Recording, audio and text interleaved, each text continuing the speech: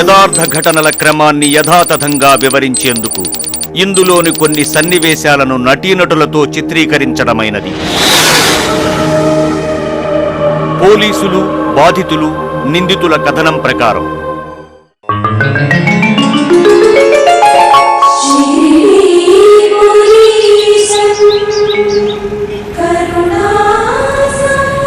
తెల్లారి ప్రజలంతా ఎవరి పనుల్లో వాళ్ళు మునిగిపోయారు. నగరం అంతా చాలా బిజీగా ఉంది. కానీ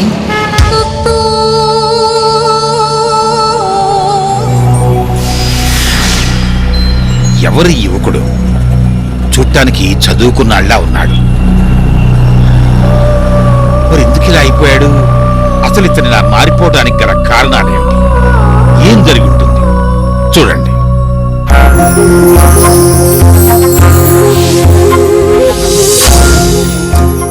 ఖమ్మంపట్నం. ఇతని పేరు రామారావు. వడ్డీ వ్యాపారం చేస్తుంటాడు. ఇతని ఒక్కగానొక్క కొడుకు పేరు శ్రీనివాస్. వీళ్ళది ఓ మధ్యతరగతి కుటుంబం. అయినా కూడా తన కొడుకుని పెద్ద చదువులు చదివించాలనే ఆశయంతో రామారావు శ్రీనివాస్ని ఒక ప్రైవేట్ ఇంజనీరింగ్ కాలేజీలో చేర్పించాడు. శ్రీనివాస్ కూడా తన తల్లిదండ్రుల ఆశయాలకు అనుగుణంగానే బాగా చదువుతుండేవాడు. శ్రీనివాసు ఫస్ట్ ఇయర్ ఇంజనీరింగ్ చదువుతున్నాడు. ఇతని పేరు నరేంద్ర. రియల్ ఎస్టేట్ వ్యాపారం చేస్తుంటాడు.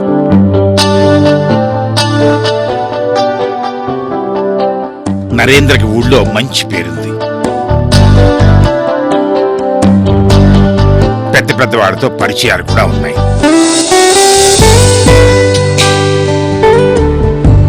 ఈమె నరేంద్ర భార్య. వీళ్ళకి ఇద్దరు సంతానం. పెద్ద కూతురు పేరు శ్రేయావ్య. కొన్నాళ్ళ క్రితం పెళ్ళైపోయింది. ఈ మిగిలింది నరేంద్ర రెండో కూతురు శృతి. అందం, ఆకర్షణ, కలుపుగోల్తనం కలగలిసిన ఈ అమ్మాయి అంటే తల్లిదండ్రులకి చాలా ఇష్టం. కూతుర్ని చాలా గారాబంగా పెంచారు.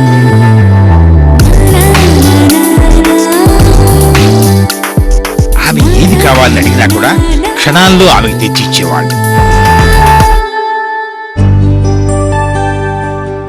శృతి శ్రీనివాస్ చదివే ఇంజనీరింగ్ కాలేజీలోనే చదువుతోంది. శ్రీనివాసు మంచి తెలివితేటలు కలవాడు. చదువులో ముందుండేవాడు. శృతి కూడా అదే క్లాస్ కావటంతో ఒక మోస్తరుగా చదువుతున్న ఆమెకి డౌట్స్ ఏమన్నా ఉంటే శ్రీనివాసు అర్థమయ్యేట్టు ఆమెకి చెప్పేవాడు. అందరితో కలుపుకోలుగా మాట్లాడుతుండే శ్రీనివాస్ అంటే క్లాసులో అందరికీ ఇష్టమే. శృతి కూడా శ్రీనివాస్తో స్నేహంగా మెలుగుతుండేది.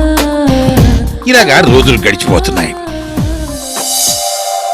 రాను రాను తన చదువులో అన్ని విధాలా సహాయపడుతున్న శ్రీనివాస్ మీద శృతి ఇష్టం పెంచుకుంది. ఇదే విషయాన్ని అతనికి చెప్పాలి అనుకుంది. కానీ అతను ఏమంటాడోనని తన ఇష్టాన్ని మనసులోనే దాచుకుంది. కానీ ఏ పని చేస్తున్నా ఆమెకి శ్రీనివాసే గుర్తుకొచ్చేవాడు. చదువు మీద శ్రద్ధ పెట్టలేకపోయింది. నిద్రాహారాలు మానేసింది. ఇవేమీ తెలియని శ్రీనివాసు ఆమెతో ఎప్పట్లాగే మామూలుగా మాట్లాడుతుండేవాడు. శృతి ఆలోచనలు మాత్రం వేరుగా ఉన్నాయి. తామిద్దరం ప్రేమించుకున్నట్టు, తమదైన లోకంలో విహరిస్తున్నట్టు కలలు కనేది.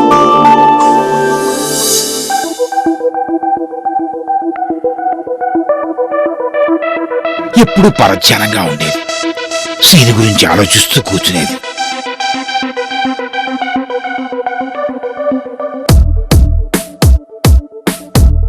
విషయం ఏమిటి అని ఆమె తల్లి ప్రశ్నిస్తే అప్పటికి ఏం లేదని మాట దాటేసింది.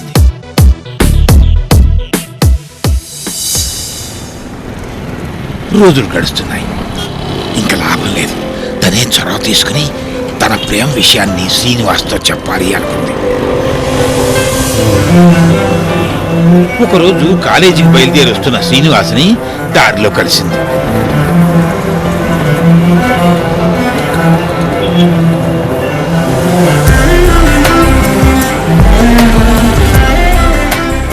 కొంచెంసేపు లెసన్స్ గురించి మాట్లాడాక, సీను నీకో విషయం చెప్పాలి.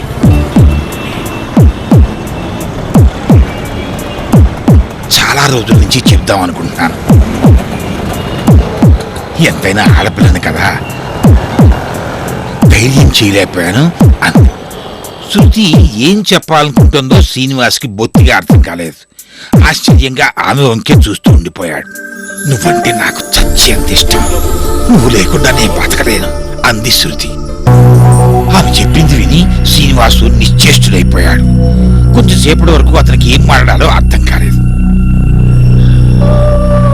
శృతి, మనకిప్పుడు ప్రేమలు అవసరం అంటావా అన్నాడు. అసలు శ్రీనివాస్ తన ప్రేమను ఎక్కడ తిరస్కరిస్తాడోనన్న అనుమానంతో ఉన్న శృతి అతని మాటలతో కొంచెం ధైర్యం తెచ్చుకుంది. లేదు శ్రీను, నన్ను అర్థం చేసుకో, ఐ లవ్ యూ.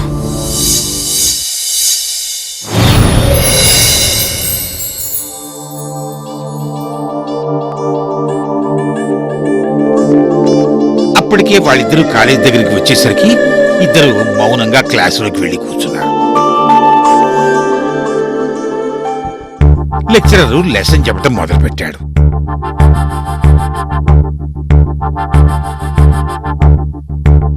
శ్రీనివాస్ మనసు మాత్రం శృతి గురించి ఆలోచిస్తోంది. అంతకుముందు ఆమె చెప్పిన ప్రేమ విషయమే అతని కళ్ళ ముందు కదులుతోంది.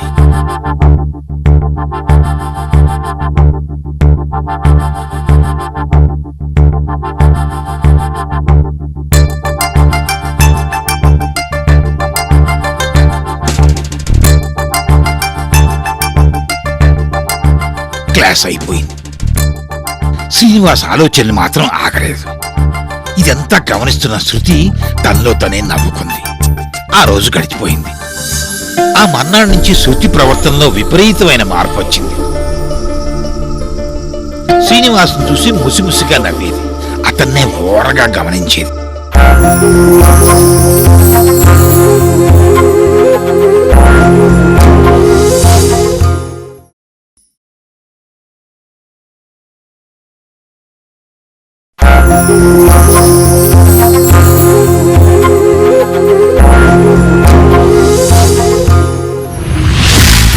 కొద్ది రోజులకే శ్రీనివాస్ కూడా శృతి ప్రేమ ముగ్గులోకి దిగిపోయాడు. పిచ్చిగా ప్రాణానికి ప్రాణంగా శృతిని ప్రేమించడం మొదలుపెట్టాడు. ఇద్దరు ఇళ్లలో స్నేహితులింటికి వెడుతున్నాము అని చెప్పి పార్కుల్లో కలుసుకునేవాళ్ళు.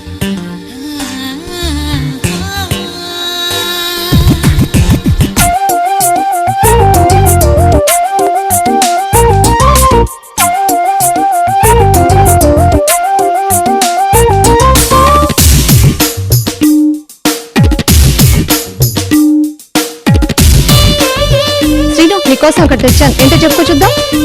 ఏం తీసుకొచ్చావు? చెప్పు. ఏం తెచ్చావు నాకెలా తెలుస్తుంది? చెప్పమంటుంటే. నువ్వే చెప్పు. Ice cream. కరిగిపోయింది శ్రీను. ఐస్ క్రీమ్ కరిగిపోయింది.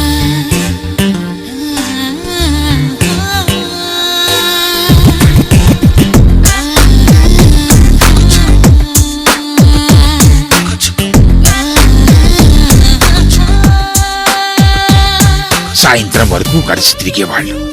ఆ తర్వాత ఎవరిళ్ళకి వాళ్ళు వెళ్ళేవారు. గంటల గంటలు ఫోన్లో మాట్లాడుకునేవాళ్ళు. సరదాలు, షికార్లు, షరామాములు.